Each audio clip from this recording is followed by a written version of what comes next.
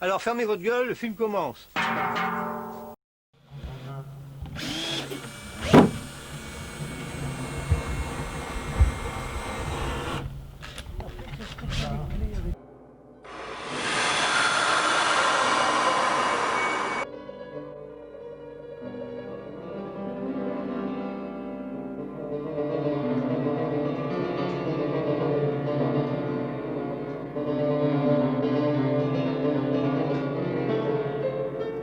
Dès les années 50, Chaumont s'installe définitivement à Achères-la-Forêt, où sa femme avait acheté un terrain à la fin de la guerre. Il se consacre entièrement à son art. À partir d'objets de récupération, troncs d'arbres, grillages à poules et bouteilles de verre, il construit 3 bâtiments.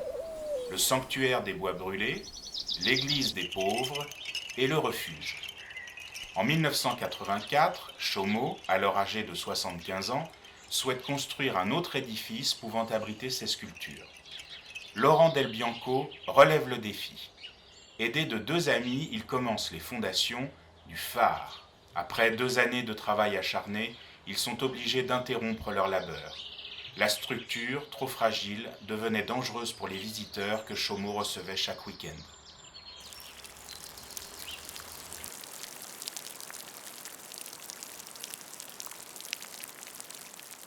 Donc toi, tu es intervenu en 1984 à peu près quand la Fondation Chaumont a été créée, c'est ça? À peu près par là. Disons que c'est la 84-85, c'est la période où en fait c'était les préliminaires pour monter la Fondation Chaumont où Laurent Danchin était aussi présent, puisqu'on avait décidé à ce moment-là d'aider Chaumont à protéger ses sculptures, parce qu'à l'époque, tous les bâtiments étaient remplis, qu'on ne pouvait même plus circuler comme on circule aujourd'hui, c'est-à-dire que chaque bâtiment renfermait à peu près 400 à 500 sculptures qui étaient entassées les unes derrière les autres. Donc les gens ne pouvaient rien voir, en fait, on avait une vision générale, mais on ne pouvait pas apprécier les sculptures individuellement. À l'époque, j'avais lancé ce projet d'association avec Laurent Danchin pour démarrer ce bâtiment sans avoir la certitude de le mener à terme, parce que Chaumont était quand même relativement âgé. Moi, je venais de Paris à l'époque, donc la circulation était quand même plus facile pour venir jusqu'ici. Et je repartais le dimanche soir, donc après avoir passé 8 heures à essayer de bâtir ce qu'on avait pu faire à l'époque, c'est-à-dire monter une structure en sapin, parce que c'est le seul matériau qu'on pouvait disposer. On allait se servir dans la forêt et on repérait les arbres morts, qu'on acheminait jusqu'ici en passant par l'arrière, parce que l'arrière était ouvert à l'époque. On avait un accès à la forêt. Et donc ça nous permettait d'aller récupérer tous les arbres morts et de pouvoir démarrer le bâtiment. Alors au début, personne n'y croyait, parce qu'évidemment c'était un projet qui était un peu ambitieux, parce que avec plein de bonne volonté, mais sans aucun moyen financier. On a fait comme Chaumont, on a pris les matériaux qu'on trouvait, et ce qui nous a permis en fait de démarrer cette construction qui a duré quand même plusieurs années. Enfin, imaginez ce que ça peut impliquer quand vous êtes tout seul, avec quelques visiteurs, et ensuite ça a été des amis qui sont venus m'aider, qui sont venus régulièrement m'aider. Donc on a été à plusieurs ensuite à bâtir cette sculpture que vous pouvez voir dans l'album qui circule. Et qui s'appelait le phare. Alors le phare, devait s'appeler le phare. Le phare, c'est un nom, justement, on se posait la question avec Clovis, qui a donné ce nom de phare, parce que au départ, on n'avait pas le projet de nommer ce bâtiment, parce que on savait pas véritablement la forme qu'il allait prendre, puisqu'il a été monté en fonction un petit peu des matériaux, des possibilités qu'on avait de pouvoir créer une structure. On n'avait pas fait de maquette fondamentalement. On s'est dit, tiens, on va utiliser les matériaux dont on disposait. Donc c'est comme ça que pendant des années, on est venu régulièrement pour construire ce bâtiment avec l'espoir un jour que quelque chose aboutisse. Malheureusement, les années ont passé.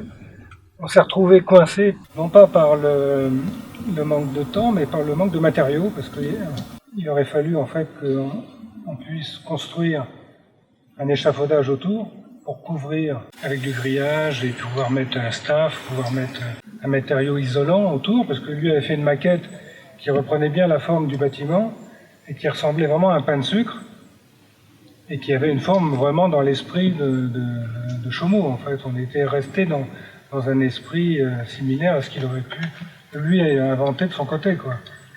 Donc on collait bien en fait à son projet, il se l'était approprié vraiment. Mais pour des questions de sécurité et autres, on a préféré ne pas aller plus loin parce que ça devenait dangereux de se retrouver à 15 mètres de haut.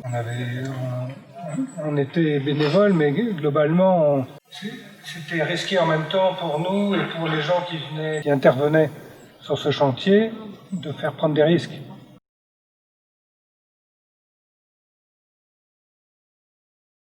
Et tout ce qui s'est passé là est miraculeux parce que tout a bien marché. Il y a eu un élan de solidarité extraordinaire autour de ce projet, ce qui n'était pas du tout gagné. Moi, j'ai jamais fait la manche de ma vie, j'ai jamais demandé un centime à quiconque. On demandait 2500 €, on en a eu 8000, c'est 4 fois la mise quasiment. Donc on a une marge, le projet s'est réalisé, vous l'avez fait magnifiquement. Donc je veux dire, ça c'est vraiment très encourageant. Oui. Il faut que tu viennes nous aider, ça pèse un poids de vache de ce côté-là. Il y a tous les échafaudages et il y a même 2 planches encore. Attends.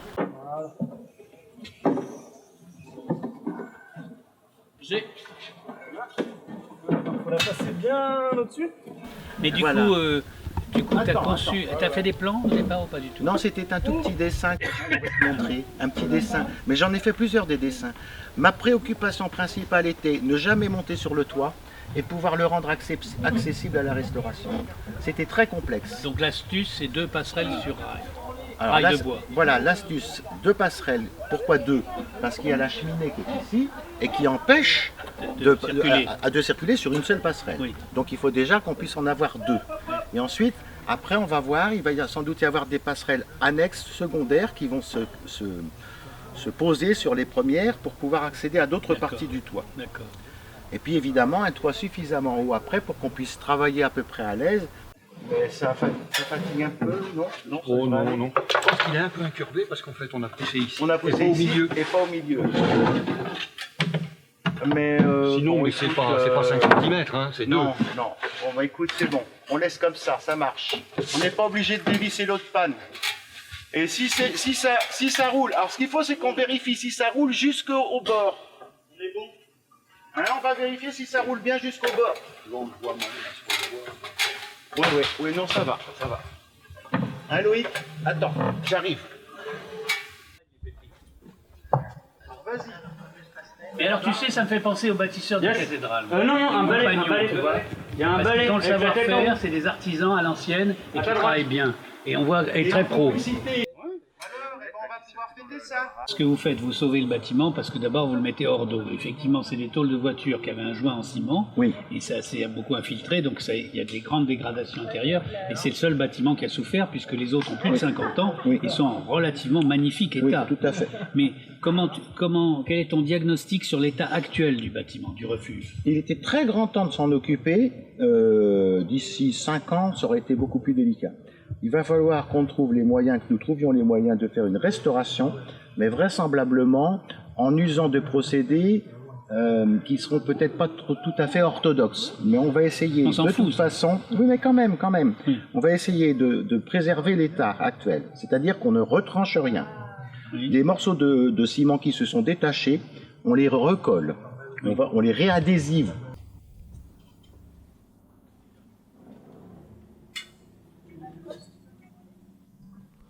Étape l'été prochain pour s'occuper du toit. Oui. La deuxième étape. Oui.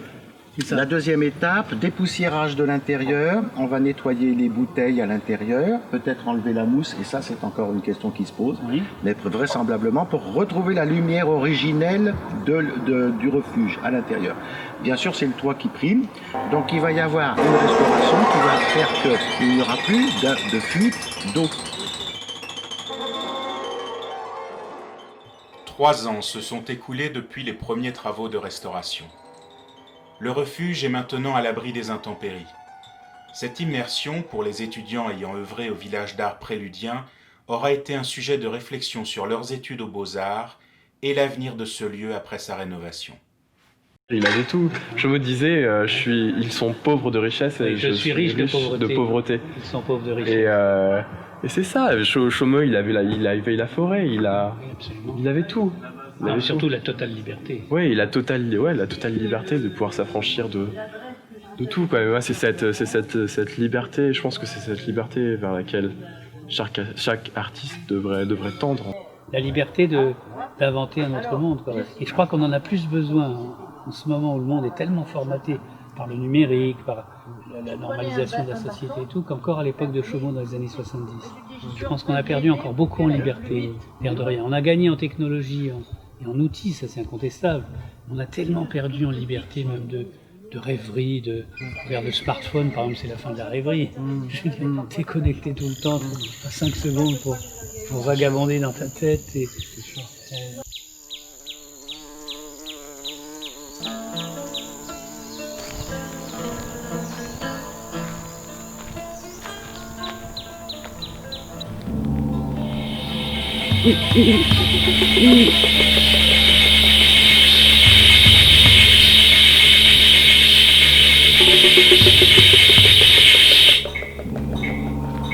Comment tu vois l'avenir de ce lieu, même par rapport à ta génération? Est-ce qu'on restaure, est-ce qu'on rénove, est-ce qu'on fait comme ce qu'il aurait voulu faire? Il aurait voulu que des jeunes s'approprient certaines choses, qui continuent un petit peu ce qu'il avait lancé. Et il y a eu énormément de débats, on a été porté à faire de la musique, à chanter, à faire énormément de choses. Mais ce qu'on disait avec François, parce que on partageait le même point de vue, c'est qu'il ne s'agit pas de faire du à la manière de, etc. Surtout pas. Mais en revanche, respecter l'esprit. Alors, si c'est un esprit de grande liberté, par exemple, c'est-à-dire qu'il faut que tu fasses les trucs que tu ressens toi. Mais il ne s'agit pas d'essayer d'être sur les traces de Chaumont, ça n'a pas de sens. C'est le débat qu'on a eu, justement, c'est exactement le débat qu'on a eu. C'est vraiment respecter l'esprit du lieu. Parce que je dis toujours, à ces lieux, si on veut les sauver, il ne s'agit pas d'essayer de refaire un facsimilé de ce que c'était du vivant de l'auteur, mais il s'agit de leur donner une deuxième vie. Donc il faut accepter que cette deuxième vie ne ressemble pas à la première. C'est une deuxième étape, c'est autre chose. Mais c'est une renaissance pour autre chose, mais à condition que ça transmette un esprit qui n'est pas en contradiction avec ce qu'était l'essence. Bien sûr. Tu vois, c'est ça. Et puis c'est ça, c'est cette espèce de mimétisme. Et là-bas, un peu plus loin, il y a un trou, il y a une fosse que je crois que Chaumont n'a pas eu le temps de concrétiser ou de finir. Oui, c'est ça. Et je crois que sans essayer de faire du Chaumont, on pourrait peut-être, dans un esprit d'association d'artistes ou de créateurs, d'essayer de faire de cet espace qui est plus loin dans la forêt ce que Chaumont voulait faire. Celui qui est dans le fond. Celui qui est dans le fond, ouais. Je voulais faire un lieu où les jeunes cinéastes viendraient montrer leurs films, sachant que tellement de gens qui faisaient des films n'arrivaient jamais à les montrer ni à la télé, ni dans les festivals. Donc son idée était vraiment d'être un lieu alternatif pour montrer les œuvres interdites ou refusées. Ouais. Et ça, c'était vraiment son obsession, de faire ça aux jeunes créateurs. Ouais. Je vais mettre à peu près 500 personnes, vous voyez. Il y aura un écran de 4 mètres, l'écran est là, préparé. Et ce qui manque, d'abord, c'est couvert. Vous voyez, la salle est immense. Alors je voudrais que ça soit couvert avant l'été pour qu'on puisse faire une première de cinéma, malheureusement. Les jeunes s'en vont en vacances. Qu'est-ce que vous voulez? Les vacances, moi je le dirais à la radio, c'est fait pour les imbéciles. Comme le laissaient entendre Laurent Danchin et les étudiants des Beaux-Arts de Nantes, le village d'art préludien doit se réinventer, sans Chaumont. Ce lieu, aussi exceptionnel soit-il, n'est pas figé dans le temps.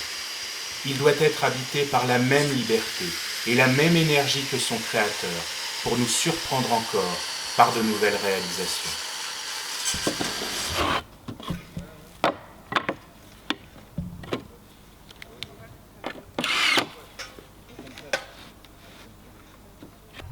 Pourquoi elle n'est pas dans les rails? Parce qu'on a reculé tout à l'heure. On a reculé le cousin de... Souviens-toi. Est-ce que tu touches le rail là? Ouais, je le touche, ouais. Oula, faut faire attention, elle est tout juste en équilibre. Hein. Ah, c'est ça,